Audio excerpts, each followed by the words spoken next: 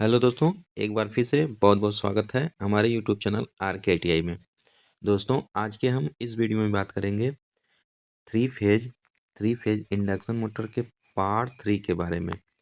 Part 2 तक इससे पहले हम अपने यूट्यूब चैनल पे अपलोड कर दिए हैं, तो आप लोग नहीं देखे हैं तो इस वीडियो के डिस्क्रिप्शन में या फिर वीडियो सेक्शन में जाके सभी वीडियो जरूर देख लीजिएगा। दोस्तों, ये सब सेमेस्टर 3 का जो निम्मी असाइनमेंट क्वेश्चन बैंक है उसका सेमेस्टर 3 का सलूशन करा रहे हैं सभी क्वेश्चन।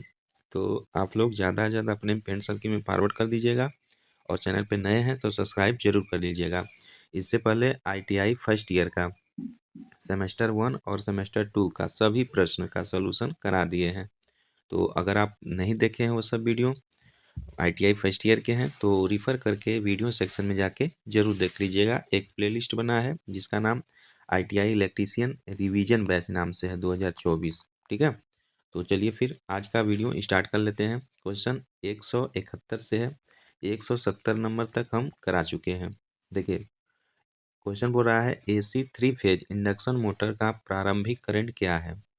तो what is the starting current of A AC 3 phase induction motor. तो देखिए दोस्तों, जो इंडक्शन मोटर रहता है स्टार्टिंग करंट उसका बहुत ज़्यादा होता है, लगभग 5 से 7 गुना होता है। ठीक है, लगभग 5 से 7 गुना होता है, तो इसीलिए हम स्टार्टर लगाते हैं। अगर स्टार्टर नहीं लगाएंगे तो स्टार्टिंग के समय ही हमारी जो वाइंडिंग होती है मोटर की वह जल जाएगी। तो इसीलिए हम dual starter, star delta starter या ऑटो ट्रांसफार्मर स्टार्टर ये सब स्टार्टर प्रयोग करते हैं। ठीक है, तो दोस्तों जो 3 फेज इंडक्शन मोटर की जो प्रारंभिक करंट होती है वह क्या होती है, 5 to 10 times of full load current, यानी पूर्ण भार धारा का 5 से 6 गुना होता है। तो इस प्रश्न का राइट आंसर ऑप्शन डी बिल्कुल सही हो जाएगा। अगला प्रश्न है, स्टेटर साइड से 3 कला इंडक्शन मोटर की गति को नियंत्रण करने के लिए किस विधि का उपयोग किया जाता है। तो दोस्तों, जो स्टेटर साइड से 3 फेज इंडक्शन मोटर की गति को नियंत्रण करने के लिए हम कौन सा प्रयोग करते हैं गति, by changing the applied frequency, यानी आरोपित आवृत्ति को बदलकर यह विधि का उपयोग करते हैं। तो इस प्रश्न का राइट आंसर क्या हो जाएगा, ऑप्शन डी बिल्कुल सही हो जाएगा। अगला प्रश्न है, 3 कला प्रेरण मोटर की गति नियंत्रण विधि क्या है। दोस्तों, 3 कला जो 3 फेज इंडक्शन मोटर की जो प्रेरण गति है नीचे दिखाया गया है, यह फिगर में कौन सा है। तो इसका राइट आंसर ऑप्शन ए हो जाएगा। यह कैस्केड ऑपरेशन मेथड होता है दोस्तों। ठीक है, राइट आंसर ऑप्शन ए सही हो जाएगा। अगला प्रश्न है, 3 कला मोटर स्टार्टर के साथ शामिल 2 कार्यात्मक सर्किट क्या होती हैं। तो दोस्तों, जो जो 2 कार्यात्मक सर्किट होती हैं वह कंट्रोल सर्किट और पावर सर्किट होती हैं। ठीक है, तो क्या हो जाएगा, राइट आंसर ऑप्शन डी हो जाएगा। कंट्रोल सर्किट होती है यानी नियंत्रण सर्किट होती है और पावर सर्किट होती है। क्वेश्चन नंबर दोस्तों 175 है, लेदराइट पेपर इंसुलेशन का मुख्य गुण कौन सा है। तो पहला, गैर मॉइस्चराइज सामग्री, दूसरा अत्यधिक गैर मॉइस्चराइज सामग्री, तीसरा श्रेणी एफ इंसुलेशन के लिए बहुत अच्छा, या better again and dielectric strength यानी बेहतरीन इंजन और परावैद्युतांक शक्ति के लिए होता है। तो जो लेदराइड होता है, लेदराइड पेपर इंसुलेशन का मुख्य गुण होता है वह बेहतरीन एंजिंग और परावैद्युतांक शक्ति होता है। तो इस प्रश्न का राइट आंसर ऑप्शन डी बिल्कुल सही हो जाएगा। प्रश्न अगला है, कुंडलन और ओवरहैंग बांधने के लिए किस प्रकार की इंसुलेटिंग सामग्री का चयन किया जाता है। तो दोस्तों, मेनली जो होता है जो टेलरिंग धागा जो होता है उसका प्रयोग किया जाता है। ठीक है, कुंडलन और ओवरहैंगिंग बांधने के लिए मेनली किसका प्रयोग किया जाता है, टेलरिंग, जो टेलरिंग होता है टेलरिंग धागा का प्रयोग किया जाता है। ऑप्शन सी सही हो जाएगा। अगला प्रश्न है, AC वाइंडिंग में कफिंग के लिए किस इंसुलेशन का उपयोग किया जाता है। तो जो कफिंग होता है, कफिंग के लिए हम किस इंसुलेशन का प्रयोग करते हैं। तो इस प्रश्न का राइट आंसर ऑप्शन डी हो जाएगा। कपड़े पर आधारित चिपकने वाला टेप यूज करते हैं। तो राइट आंसर ऑप्शन डी बिल्कुल सही हो जाएगा। अगला प्रश्न है, AC वाइंडिंग में कॉइल को क्या कहते हैं। दोस्तों, जो AC वाइंडिंग होता है उसमें कॉइल को क्या कहते हैं? तो कॉइल को श्रेणी में जुड़े घुमावों की संख्या को कहते हैं, यानी number of turns connected in series. सीढ़ी में बहुत सारे जो टर्न्स होते हैं उसी को हम एसी वाइंडिंग में कॉइल कहते हैं। तो इस प्रश्न का राइट आंसर ऑप्शन ए बिल्कुल सही हो जाएगा। अगला प्रश्न है, किस प्रकार की एसी वाइंडिंग की विभिन्न पिचों पर कुंडली पर पोल पर कला की संख्या एक से अधिक होती है? तो किस पे होती है दोस्तों? राइट आंसर इस प्रश्न का ऑप्शन डी हो जाएगा। Flat loop non over lapped winding में एक से अधिक पेज पर पोल पर कला होती है। ऑप्शन डी सही हो जाएगा। प्रश्न अगला है, 36 स्लॉट 36 कॉइल और 4 पोल वाले मोटर के लिए 3 कला डबल परत वितरित वाइंडिंग के लिए कॉइल की संख्या पर कला पर पोल की गणना करें। तो दोस्तों देखिए, इसका जो फार्मूला होता है, नंबर ऑफ कॉइल बराबर कॉइल बटा फेज इंटू पोल होता है। ठीक है, फेज इंटू पोल होता है। तो यहाँ पे जो कॉइल दिया है कितना दिया है? 36 दे दिया है। 36 कॉइल दिया है तो 36 कॉइल हो जाएगा। फेज कितना है? 3 फेज है। और पोल कितना है? 4 पोल है। ठीक है, तो 4 पोल हो जाएगा। तो ऊपर क्या हो जाएगा? 36, नीचे 4 3 12 हो जाएगा, कट जाएगा, 3 आ जाएगा। तो आपका क्या हो जाएगा? 3 कॉइल पर फेज पर पोल हो जाएगा। ठीक है, तो इस प्रश्न का राइट आंसर क्या हो जाएगा? ऑप्शन ए बिल्कुल सही हो जाएगा। 3 कॉइल पर फेज पर पोल हो जाएगा। ऑप्शन ए बिल्कुल सही हो जाएगा।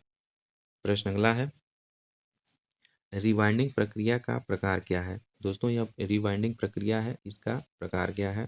तो इस पर का राइट आंसर ऑप्शन ए हो जाएगा। हैंड वाइंडिंग है, हाथ से लपेटना। इस प्रकार जो है हाथ से लपेटा जाता है। तो ऑप्शन ए बिल्कुल सही हो जाएगा, जो दिखाया गया है फिगर में।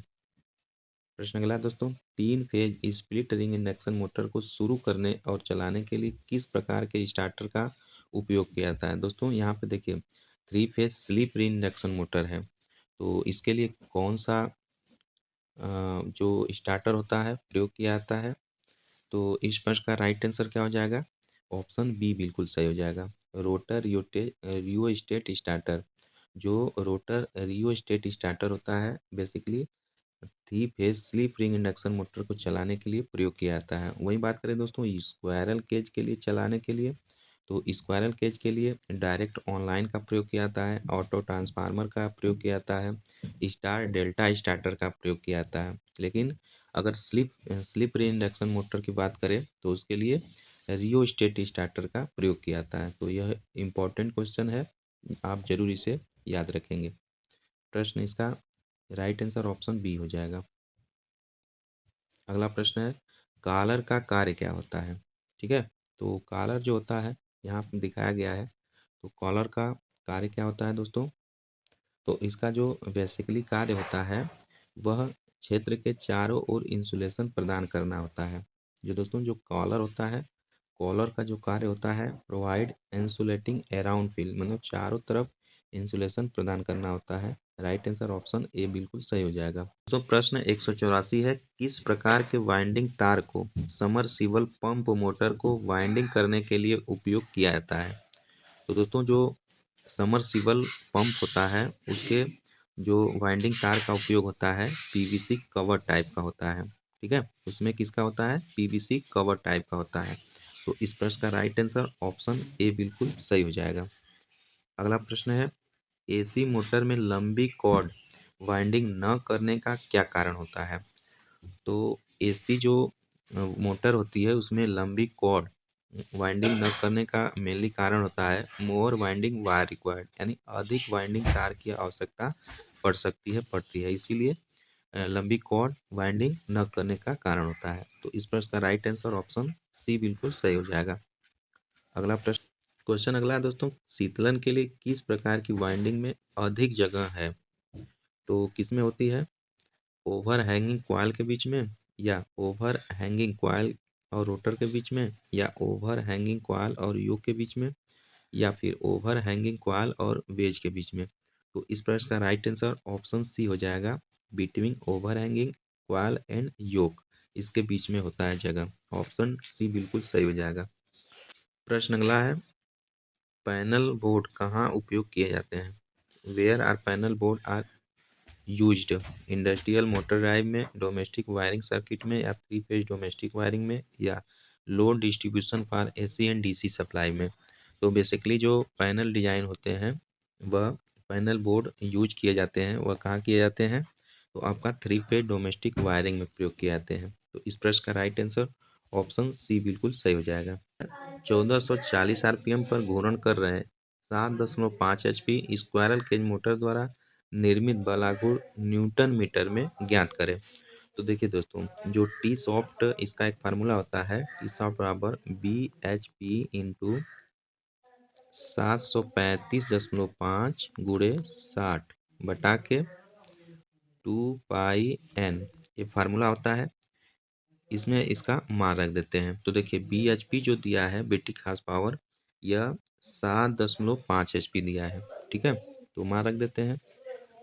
टी एस एच बराबर बी एच पी 7.5 गुणे 735.5 गुणे 60 हो जाएगा।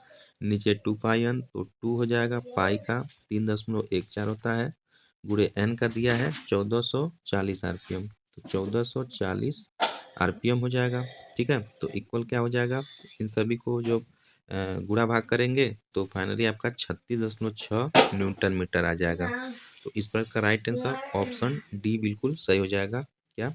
36.6 न्यूटन हो जाएगा। ठीक है, तो राइट आंसर ऑप्शन डी बिल्कुल सही हो जाएगा। दोस्तों इसको आप याद रखेंगे, टी एस एच बराबर होता है बी एच पी गुणे 735.5 गुणे 60 बटा के 2 पाई एन।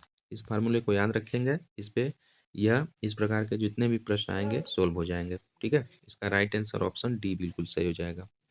अगला प्रश्न है, रोटरी स्विच के किस प्रकार के डिजाइन का सचित्र वर्ण किया गया है? दोस्तों रोटरी स्विच का किस प्रकार का डिजाइन सचित्र वर्ण किया गया है? तो इसका जो किया गया है, सिक्के का स्लॉट यानी कॉइन स्लॉट को दिखाया गया है। ऑप्शन सी इस प्रश्न का बिल्कुल सही हो जाएगा। प्रश्न अगला है, 3 कला स्लिप रिंग इंडक्शन मोटर को शुरू करने के लिए रोटर प्रतिरोध स्टार्टर का उपयोग करने का उद्देश्य क्या है? तो दोस्तों मेनली जो रोटर प्रतिरोध स्टार्टर का उपयोग करने का जो उद्देश्य होता है वह होता है इंक्रीज द टार्क, यानी बल आघूर्ण को बढ़ाना होता है। ठीक है, राइट आंसर ऑप्शन सी बिल्कुल सही हो जाएगा।